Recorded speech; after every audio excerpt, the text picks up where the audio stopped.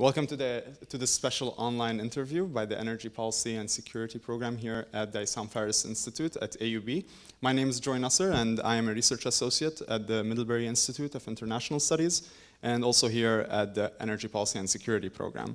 We are joined today with Professor Gary Samore, who is the Executive Director for Research at the Belfer Center for Science and International Affairs at Harvard University, and also the former White House Coordinator for Arms Control and Non-Proliferation. So, Professor Gary, thank you so much for joining us here today. Thank you. So today we have an event where we're going to be discussing the US withdrawal from the JCPOA and its greater regional implications for the region. And I wanted to take this opportunity to speak to you about one country in the region in particular, Saudi Arabia, which is working towards building up its nuclear program right now, and also there's a possibility of a nuclear cooperation agreement with the US. Word on the street is that Secretary of State Pompeo has asked for the golden standard from Saudi Arabia.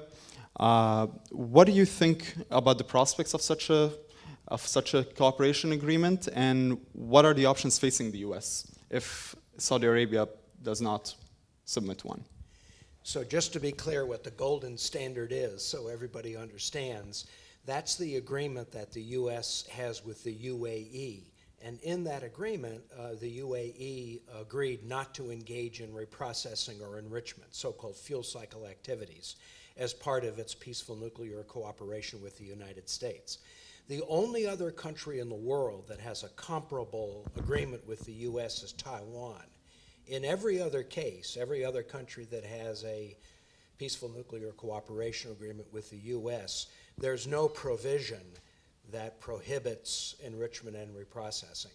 The only stipulation is that any enrichment or reprocessing of US origin nuclear material is subject to consent by the United States. So going back to the Obama administration, to the first term when I was in the office, the Obama administration started negotiations with Jordan and with Saudi Arabia on a peaceful nuclear cooperation agreement. And in both cases, we sought Amman and Riyadh to accept the so-called golden standard. Both countries refused. And I'm convinced that they are not going to agree to the same condition that the UAE was willing to accept. So if the Trump administration continues to follow the Obama administration's policy of requiring the golden standard, then I'm convinced there will not be a US-Saudi peaceful nuclear cooperation agreement, which means that if Saudi Arabia proceeds with a nuclear power plant, it will have to be not American technology. So they can go to another vendor. They can go to France, Russia, China, but they won't be able to buy a US or any nuclear technology based on US, like South Korea. So with Iran, the possibility of Iran proliferating after the US withdrawal from the deal, and with the Crown Prince saying that they are willing to get a bomb if Iran ever does get a bomb, what do you think are the options facing the United States to stop Saudi Arabia from pursuing nuclear weapons capabilities if they do not get that nuclear cooperation agreement? So the first thing to say is that I think Saudi Arabia is very serious about wanting to have nuclear weapons if Iran gets nuclear weapons. I think that makes perfect sense from a Saudi national security standpoint and how they view the threat from Iran in the region. But Saudi Arabia's technical options to acquire nuclear weapons are extremely limited. I mean, there's not a very strong indigenous scientific or industrial infrastructure or community of experts who are capable of mastering nuclear technology. And even if Saudi Arabia were able to acquire nuclear technology clandestinely, as Iran did, getting centrifuge technology from Pakistan, it would be very difficult for the Saudis to develop an infrastructure like Iran has to produce enriched uranium. So the only really practical way for Saudi Arabia to acquire nuclear weapons in the next decade or two is if they're able to get very extensive foreign assistance. And people have talked about Pakistan and North Korea being possible sources of nuclear weapons technology. We know that Pakistan has shared nuclear weapons technology with a number of countries, including Iran, North Korea, Libya. We know that Libya sold a very small reactor to Syria, which was intended for, plutonium production. Mm-hmm. So at least in history, there is some record of North Korea and Pakistan being willing to share clandestinely nuclear weapons technology. Whether they would do that for Saudi Arabia, I think is very unclear. Pakistan. Especially Pakistan. And the US, of course, is monitoring that situation. And if there were to be any contacts between Saudi and other countries about acquiring nuclear weapons, I think there's a pretty good chance that the US would learn about it before it actually takes place.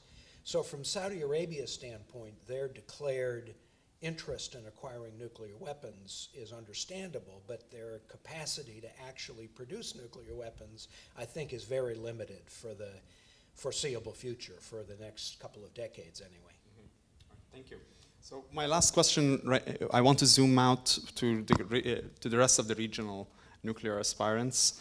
And we see that with a lot of them, Russia has signed MOUs and in some cases made actual agreements with many of them to be the technology provider. But at the same time, Russia's economy is in shatters. It's also offering to finance a big portion of these agreements, either in loans or shares. Why do you think Russia is doing this? Is this another way that they're entrenching themselves in the Middle East? I think it's a combination of the Russian nuclear industry needing exports in order to survive, because there aren't many opportunities for Russia to build nuclear reactors at home. And so the Russians have been very aggressive in offering a very low price product compared to other vendors, especially Western vendors, for their nuclear power plants. And they've been willing to offer very generous financial terms, as well as the offer to take back spent fuel, which is very attractive for countries that don't want to face the problem of storing spent fuel after they've used the power reactors.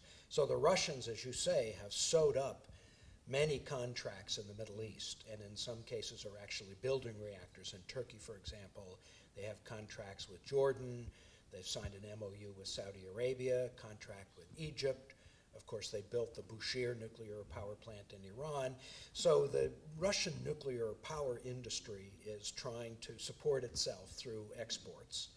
But in addition, I do think Moscow sees nuclear power technology as a way to help expand and consolidate their influence in the region. And we know that President Putin took advantage of the U.S. reluctance to get involved in the Syrian civil war to establish Russia once again as an important player in Middle East politics, which in a way I think is normal. I mean, we had a very strange period for almost 2 decades when Russia was absent from Middle East politics after the collapse of the Soviet Union, and the U.S. was the dominant outside player. But that's an unusual circumstance. I mean, normally the Middle East is the subject of competition from a number of outside powers, whether it's the French and the British or the Russians and the Americans.